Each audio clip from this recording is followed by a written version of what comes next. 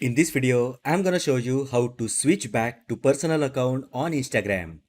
This way you can convert your professional Instagram account to personal account. So let's get started.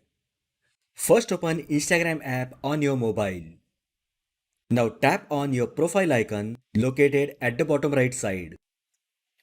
Tap on menu which is horizontal 3 lines at the top right side.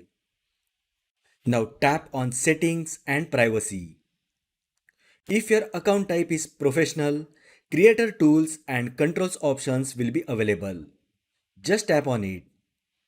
On the next screen, tap on switch account type. Here you will get two options, switch to personal account and switch to business account. Tap on switch to personal account. You will get a confirmation box.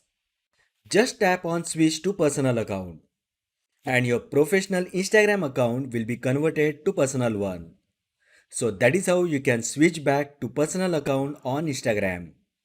If you find the video helpful, then like the video, share with your friends and subscribe to my channel. Thanks for watching and I will see you in the next video.